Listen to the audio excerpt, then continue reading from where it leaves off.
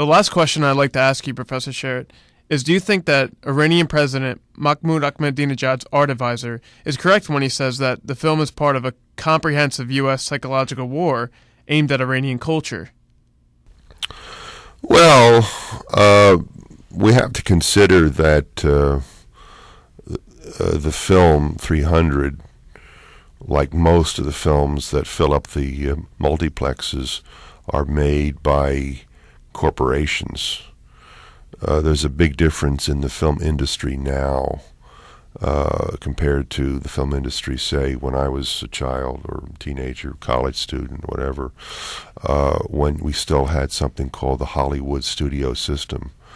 That system had a lot of downsides to it, many of them, but its virtue was that its only product was film. Now film is part of a much larger corporate structure. There's only about, I think at last count, there's about 7 major corporations that control everything that we, read, see on television, watch in the movies, and so forth. So you do have a very narrow avenue of information and entertainment, given that very structure. So it's not necessarily a question of conspiracy. It's a question of the nature of the game. It's a question of the particular triumphs, if you want to call it that, of corporate capitalism. And of interest. Yeah, and what those companies do, what they churn out, shapes public tastes. There's this old refrain about, well, people enjoy this, or they want to have that kind of film or this kind of film. We have to ask, well, do they want it, or are they taught to want it? And what we have now in terms of the U.S. Entertainment industry is something that's been in place for about 25 years, at least. It's about a generation. So that's significant. I mean, that's had an impact on a generation of people in terms of taste making and shaping attitudes, toward the world, toward the Middle East. The portrayal of the Middle East, the portrayal of the Arab world, by the way, I don't think I have to say that Iran is not Arabic. The name itself of the nation, Persia, but the name now, Iran, and it's associated with the term Aryan. So it's a different people.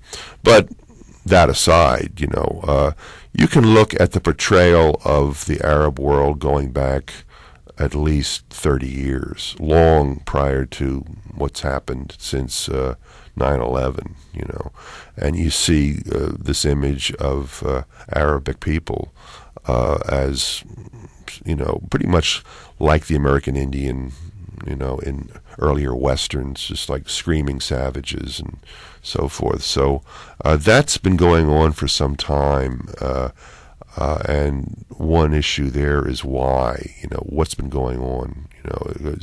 You can find it in action films in the 70s, in the 80s. It's a little bit modified now.